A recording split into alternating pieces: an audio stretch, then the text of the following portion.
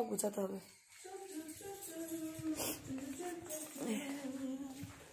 কই পাচ্ছি না।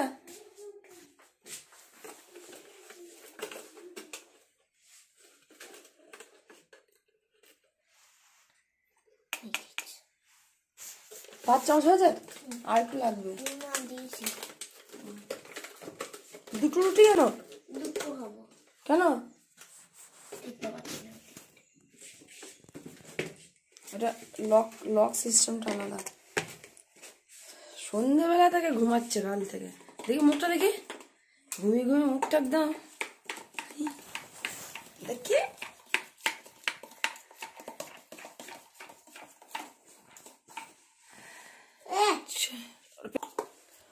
হয় নাই বেশি, দিতে হবে পেটির বড়টা। বাবারে কি করে লাগিয়ে দিলি রে? হ্যাঁ চামচে দিকে নিতে মনে হচ্ছে। বাপরে বাপ,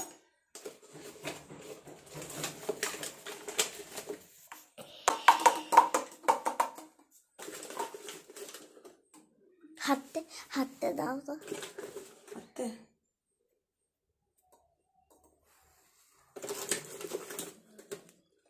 গুড মর্নিং, সবাই কেমন আছো? আশা করি সবাই ভালো আছো, সুস্থ আছো এবং সাবধানে আছো। আর আমার আজকে সত্যি একটু বেটার লাগছে, কিন্তু গলাটা এখনো পর্যন্ত ঠিক হয়নি, কাশিটাও তাই।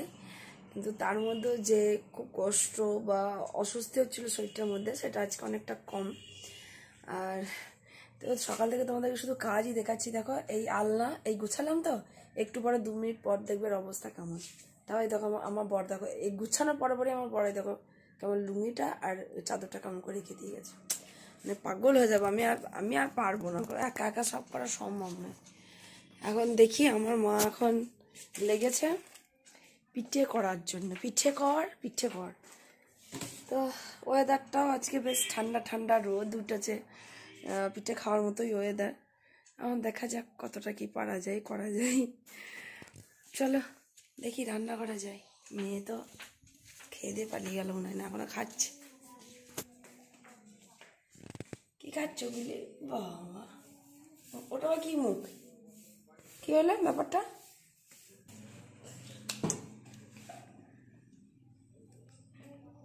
মুড দেখেছো? সকাল থেকে উঠে সকাল শুধু মুড দেখতে হয়। চলো, আমার মা এসছে, পুজো দিচ্ছে।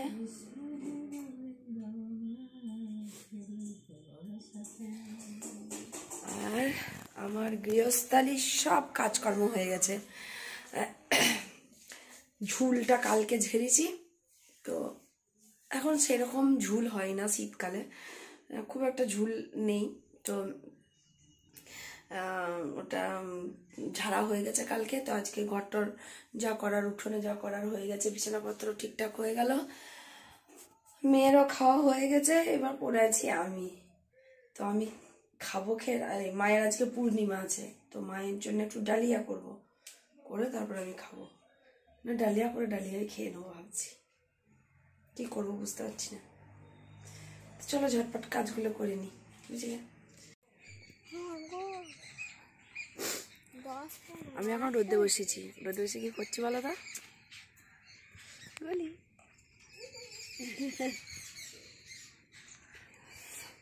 মুড়ি খাচ্ছি, রোদে বসে মুড়ি খাচ্ছি। আর খুব ঠান্ডা লাগছে, এখানে রোদটা খুব ভালো লাগছে। আলু পোড়া দিয়ে মুড়ি খাচ্ছি, খুব ভালো লাগে আমার আলু পোড়া খেতে। কোথায় যাচ্ছিস? আরে হেলিটা কি হাওয়া আসে ফাঁকা, কোথায় যাচ্ছিস?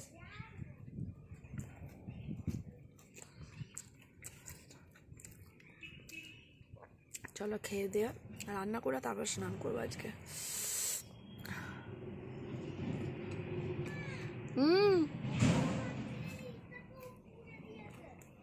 কোনটা কি?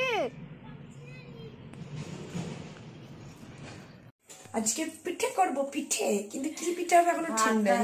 গলিতে যাবে বলতে আমি আর না কি করবো, টকে বেশি করে ইয়ে দাও, মূল্য বেগুন আলু আর সিলভার টক। কেন কালকে মূল্য হলো কই? সেই এইখানে কেকটা আমার কষ্ট করে বয়ে বাড়ি নিয়ে গেছে।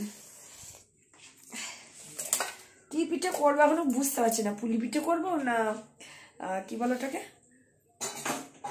এইগুলো কি ডালিয়াটাকে করে নিতে হতো না? আমি বাড়িতে করবো গা, আমি ভাত দিয়ে যাবো আর ওটা করে দেবো গা। এই বাড়িতে হাঁড়ি আছে, ছোট্ট হাঁড়িতে ডালটা বসিয়ে দেবো নাকি?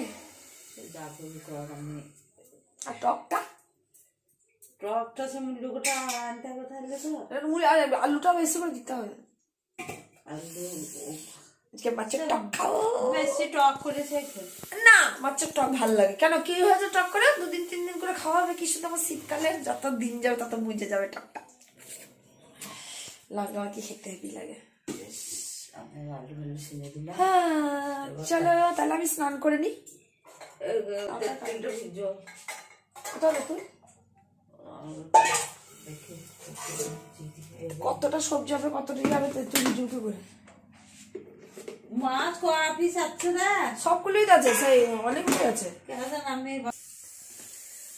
তো দেখো রান্না মোটামুটি আমার কমপ্লিট। এখন হবে মাছের টক, বীরভূমের স্পেশাল মাছের টক। কি করে করি তোমাদেরকে আজকে মেনুটা শেয়ার করবো।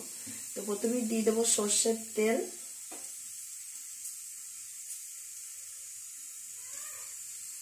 সবজি দিয়ে মাছের টক। কেমন সবজি কেটে নিয়েছি দেখো, মূলো, আলু, বেগুন, তোমরা আরো দিতে পারো, টমেটো ফমেটো দিতে পারো। আমি মূলো, আলু, বেগুন নিয়েছি। আর এখানে আছে সিলভার কাপ মাছ। দেখো আমি বড় সিলভার কাপ মাছের টক খেতে খুব ভালোবাসি, সবাই ভালোবাসে আমাদের। তো ফোড়ন দেবো 5 ফোড়ন, ফোড়ন দিয়েছি 5 ফোড়ন। আর এই দিয়ে দিলাম শুকনো লঙ্কা। এবার এটাকে একটু নেড়ে নেব। আর এখানে ভিজিয়ে রেখেছি তেঁতুল, অনেকটা তেঁতুল, কারণ আমরা একদম পিওর টক খাই। টক কালে টকটা খেতে হেভি লাগে, সবজি দিয়ে মাছের টক রোদে বসে। তো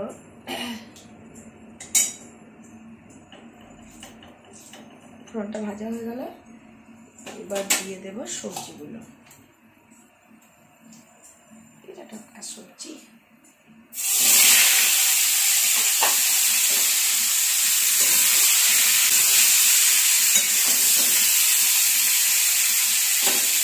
সবজিগুলো একটু নেড়ে নিয়ে দেবো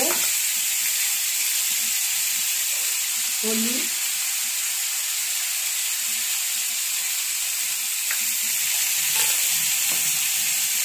আর লবণ। লবণটা বেশি লাগে টকে। তবু আমি এখন তেঁতুলটা দেওয়া দিয়ে ওই টোটাল মাছটা লবণ আছে তো খুব সহজ, কিন্তু খেতে খুব টেস্টি। মাছটা কিন্তু কাঁচা যাবে, মাছটা কিন্তু ভালো যাবে। তো তোমরা দেখতে থাকো কন্টিনিউ।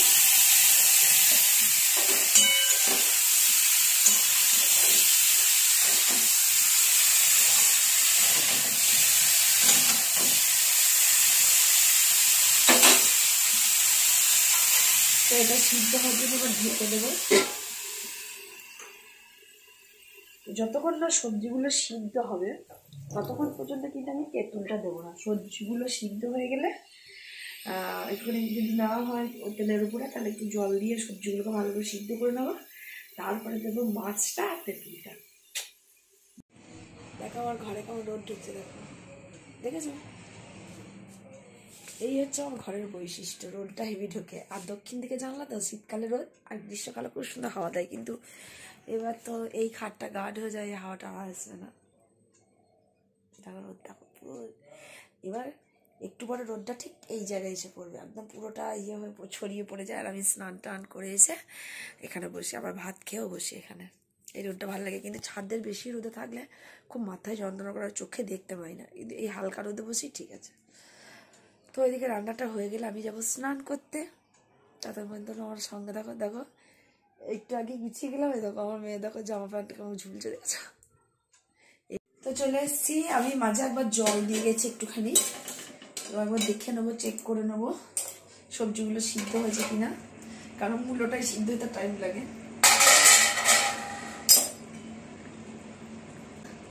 সিদ্ধ হয়ে যাওয়ার পর এবার আমি দেব তেঁতুল। তেঁতুলটা একটু চটকে নেবো ভালো করে, ঝোড়া আছে তেঁতুলের, যার কাছে কেনা হচ্ছে সে ভালো করে পাচ্ছি।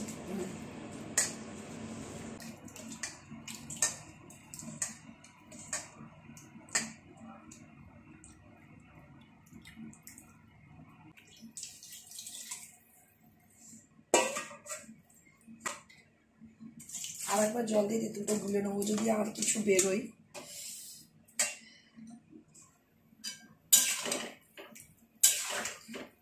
যেহেতু এটা পাকা তেঁতুল, এই রংটা একটু কালচা টাইপের হবে টকে। ঠিক আছে, এবার মাছগুলো কিন্তু কাঁচাই ছেড়ে দেবো, নুন হলুদ মাখিয়ে রেখেছিলাম আমি, ছেড়ে দেবো। টকের মাছটা একটু ছোটো ছোটো পিস করলে ভালো হয়, কারণ টকটা তাতে ভালো ঢোকে।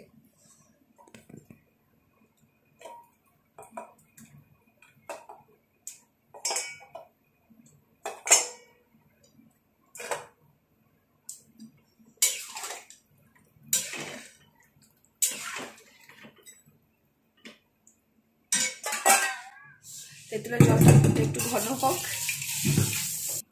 খুব বালি তেঁতুলটাতে।